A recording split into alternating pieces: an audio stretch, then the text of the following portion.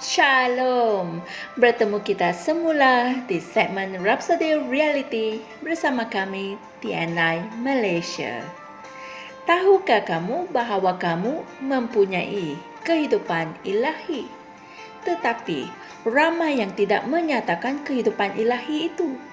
Sebab itulah hari ini Pastor Chris berkongsikan satu message yang bertajuk Biarkanlah keilahianmu melambung. Haleluya.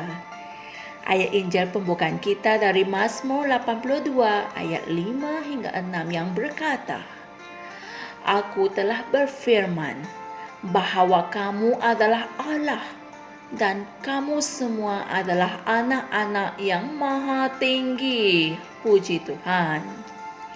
Bagaimana seseorang yang membaca apa yang ditulis oleh si pemazmur dalam kitab suci di atas dan masih berusaha memberitakan atau mengajar para umat Tuhan bahwa mereka hanyalah manusia biasa? Hal ini tidaklah selaras dengan Injil Yesus Kristus. Message dari Injil Yesus Kristus mengatakan bahwa kamu adalah Allah. Malah Yesus telah mengatakan sedemikian dalam Yohanes 10 ayat 34. Haleluya.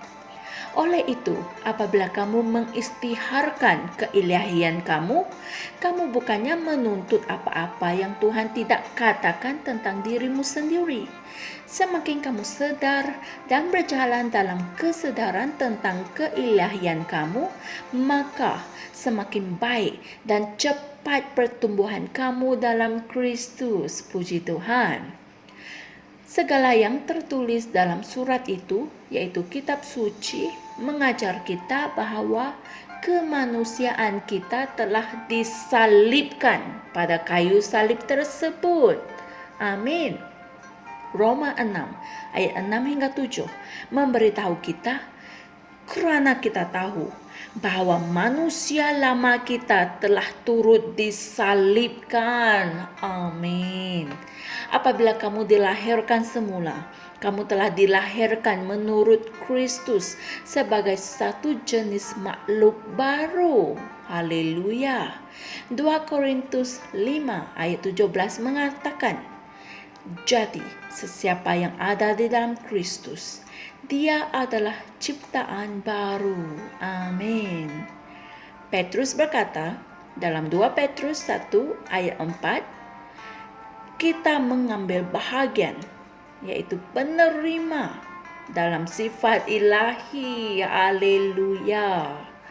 Apabila seseorang mengatakan, kami hanyalah manusia, maka dengan serta-merta ia menunjukkan betapa jahilnya mereka terhadap kehidupan ilahi mereka.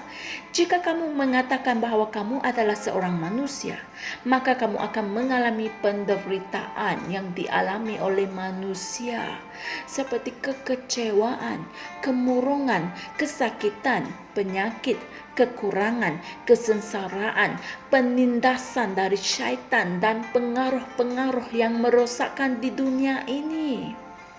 Namun, jika kamu mengakui keilahianmu dan berjalan dengan sewajarnya, maka kamu akan hidup sebagai seorang juara di dunia ini, di atas dan mengatasi unsur-unsur dunia ini, seperti penderitaan, kesusahan, kesengsaraan, dan kesakitan.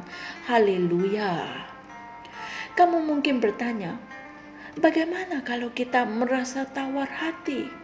Bukankah itu sebahagian daripada sifat kemanusiaan kita? Tetapi itulah perkara yang dilarang oleh Tuhan. Dia telah berfirman kepada Yosua dalam Yosua 1 ayat 9, Aku telah memerintahkan kamu untuk menjadi kuat dan berani. Jangan sesekali menjadi takut atau tawar hati. Inilah firman Tuhan. Tidak kira apa yang berlaku kepada kamu, jangan menjadi tawar hati. Tidak kira apa kesukaran yang kamu hadapi, jadilah kuat dan berani. Tabah dalam iman. Yakobus 1 ayat 2 mengatakan, "Saudara-saudaraku, anggaplah sebagai suatu kebahagiaan apabila kamu jatuh ke dalam berbagai-bagai cobaan." Haleluya.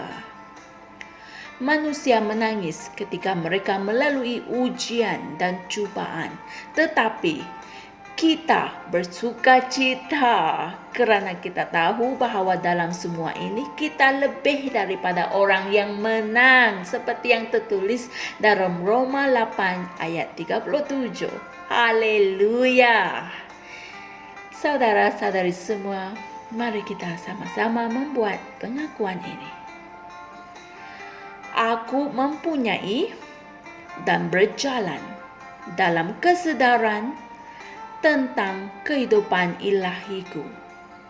Aku berjalan dalam kekuasaan ke atas kesakitan, penyakit, maut, kehampaan, dan kekecewaan yang mempengaruhi sifat manusia. Aku memiliki kehidupan ilahi dan sifat Allah dalam diriku yang menjadikan aku sentiasa menang dalam nama Yesus. Amin.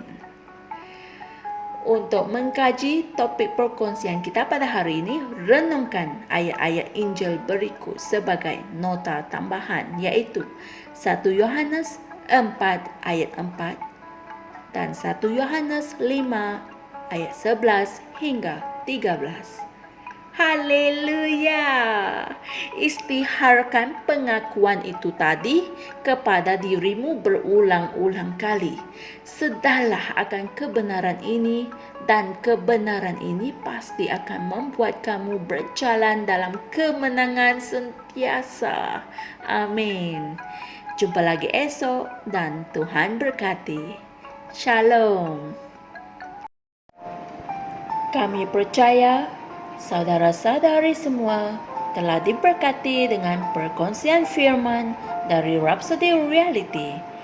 Bagi sesiapa yang ingin menjadikan Yesus Kristus sebagai Tuhan dalam kehidupanmu, kamu boleh mengucapkan doa ini bersama dengan saya. Ya Tuhan Allah, aku mempercayai Yesus Kristus, Anak Allah yang hidup dengan sepenuh hatiku. Aku percaya Dia telah mati untukku dan Allah telah membangkitkan Dia dari kematian. Aku percaya Dia hidup hari ini. Aku mengaku dengan mulutku bahawa Yesus Kristus adalah Tuhan dalam hidupku mulai dari hari ini.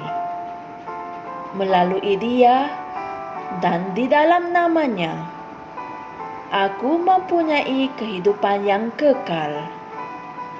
Aku telah dilahirkan semula. Terima kasih Allah kerana menyelamatkan jiwaku. Aku sekarang adalah anak Allah. Haleluya. Tahniah. Sekarang kamu telah menjadi anak Allah. Untuk apa-apa sebarang pertanyaan atau untuk mendapatkan lebih banyak maklumat mengenai bagaimana untuk bertumbuh sebagai seorang Kristian, anda semua boleh hantar mesej di akaun Facebook kami atau email kami di tni.msia@gmail.com. Sekali lagi, tni.msia@gmail.com. Tuhan berkati anda semua.